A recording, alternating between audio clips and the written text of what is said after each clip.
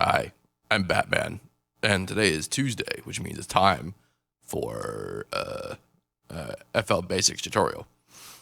This tutorial is brought to you by Dylan Matrix, who is one of the Patreon patrons, and one of the levels of rewards for pledging to my Patreon campaign is that you get a shout out on one of my videos. And this video was Dylan Matrix's. Matrixes. Yeah, he pledged in the month of November. So that's what's up with that. Today is going to be a continuation of the series on Harmor. And today we're going to talk about the advanced panel and what all this stuff in here does. We touched a little bit about what unit order and FX order do when we talked about other things. But today we'll be focusing on them all and seeing what everything actually does. So unit order is pretty sweet. This is where you change which additive unit, the order of additive processing.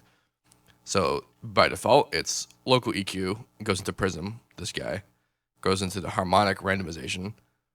It goes into the harmonizer. Then to both filters, 1 and 2, as such. But you can change the order of that, which will kind of screw with what this thing does. But you can still do it, and it's fine. Then into the phaser, into pluck, into blur, and then harmonic protection. This guy. Harmonic clipping, this guy, and then volume articulation. So you could actually screw around with this, like if you want to EQ after all this stuff, or if you want, my personal favorite is to put the harmonizer after the filter, because if I turn on the harmonizer, just the way it is.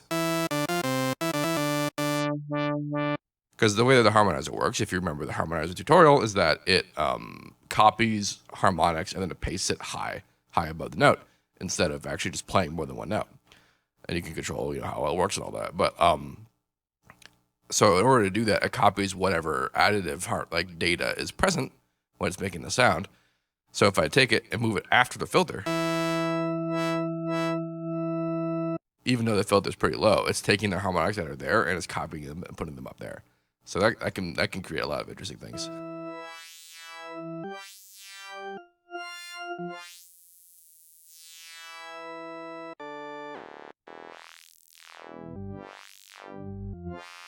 That's pretty quiet.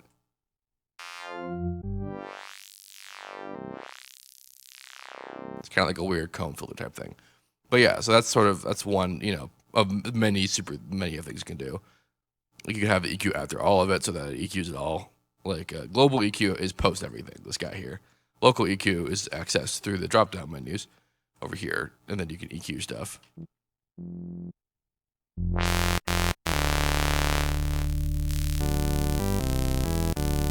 But I could put that after harmonizer, for example. And then it acts more like it's actually EQing post to that. So it's basically, you can think of it as like an effects stack only for additive processing. Lots of cool things. The other order thing here is the effects order. And this literally is effects stacking. So we get distortion, chorus, delay, reverb, dry mix, and compression. That's what's up with that. You can screw it around and do neat things. I typically tend to keep it the way it is, but it's because I don't really do that many complicated things effects-wise with Harmor. But when I do, I'll put reverb before distortion or chorus before distortion to get more movement out of it. That's, an option. And here we have auto gain mode. I'm really not 100% on what this does. Even after I read the manual, it's super, I don't know. Image resynthesis precision. So this is like generic or high precision. And what this actually does is it moves where the fundamental tone is when you resynthesize something. I talked about this in the actual resynthesis tutorial, but basically the gist is that if you drop something in there, I'll just put a thing in there, like a voice.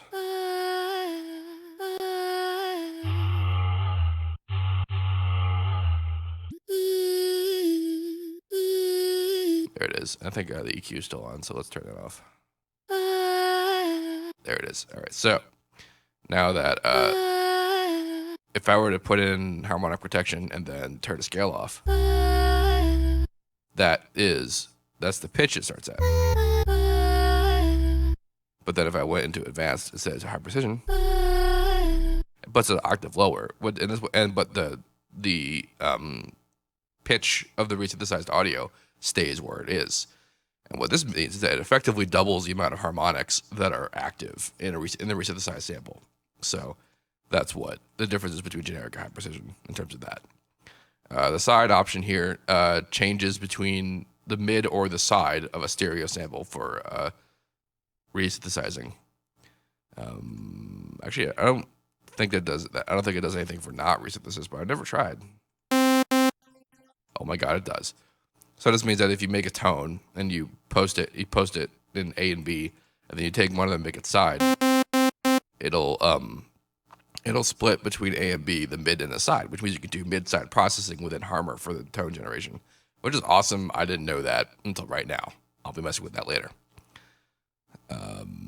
So this delay here, this is just a pre-delay. I'm in part B, so it's not doing anything. On this side, it sets the time in milliseconds, which you can see up here in the information window. Over here, it sets time in beats, in case you want to keep it, you can see that it snaps at whole numbers. I don't really know what poly release does. Again, the manual entry was not very clear. Declicking, pretty self-explanatory. And ramping is a little bit kind of like that. If you have on, it's by default, it's on a little bit of ramping.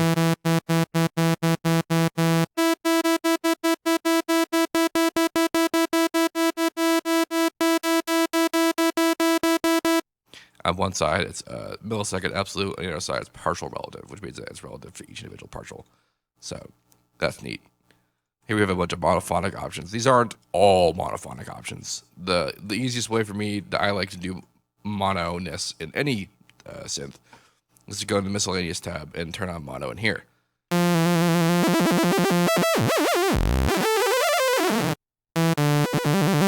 You can change how the slide works and all good stuff. And like this is a particular kind of mono. And then the rest of the mono is available in here. We have kill same, which is can still do chords, but if I hit a note and hit the note again, it'll kill the note, which is useful. And then kill all. Any note I hit will kill the other one, no matter what. And then release all. It's kind of the same thing. So I'm about new key releases all keys.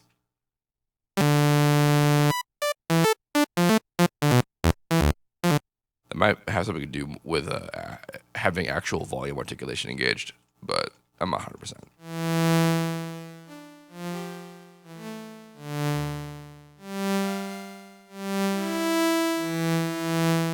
No idea. And then we have different kinds of randomness for per voice, which is the whole of Harmor, and then per part voice, which is port A for A and B. And then per unison voice, which is if I have more than one voice in unison, then randomness is different for all of it. And then we have set random input for all mappings for every single mapping, which is all these guys. So that's cool.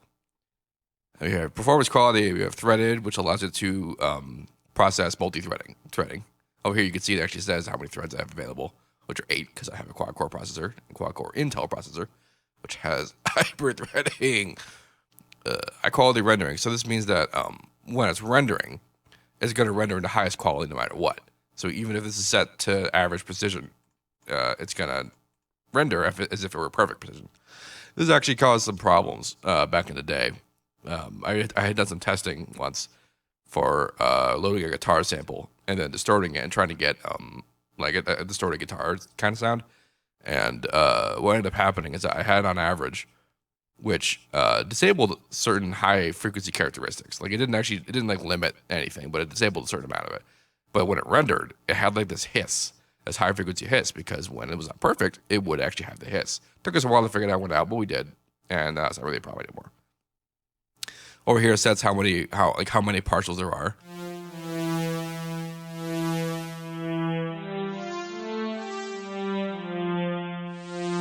Which is most immediate effect is it's kind of like a filtery kind of sound. But what this will do is if you're having CPU issues and you can afford to do so, you should try reducing your partial count.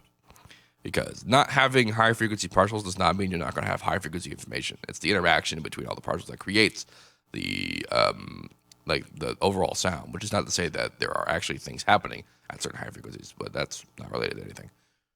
Partial safety. Not super sure what this does, but has something to do with protecting clipping, I think.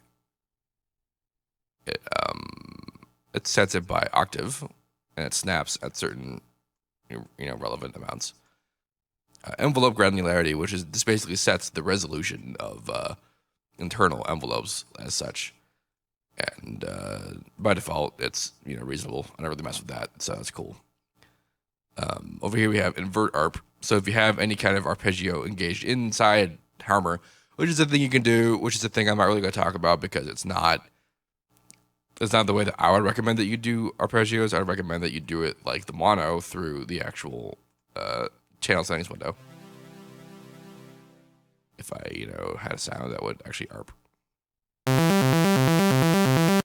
That's really very easy and straightforward. I don't know that this would actually invert the arp from within. Nope, ignores it completely. But what it does is it keys into the sequence settings, which are when you go into any of these graph windows, you can actually bring up a sequencer, create sequence. Yeah, you get this window. This window isn't actually native to Harmor, but it's in Harmor, and you can do that. And I don't know how this thing works. Like to some extent, I know how it works, but like it's weird. For people who like Massive's internal performance thing, this might be something that you'd like in terms of using Harmor.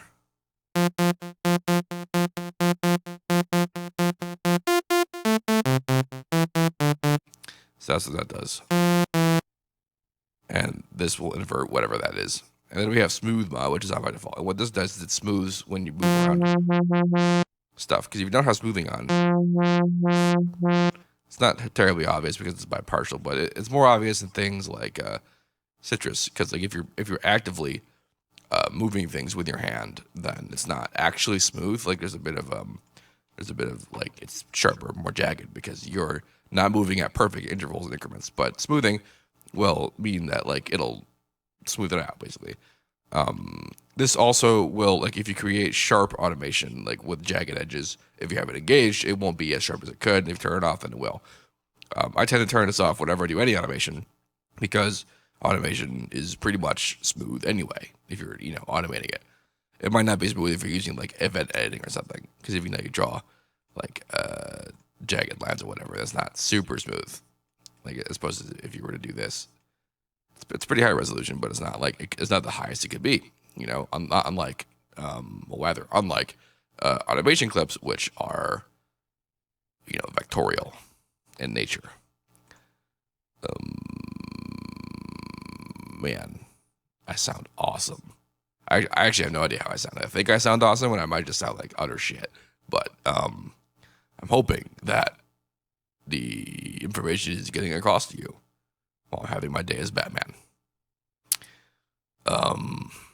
Yeah, so I pretty much covered everything that's in the advanced tab already. So if you have any questions about any of this, let me know.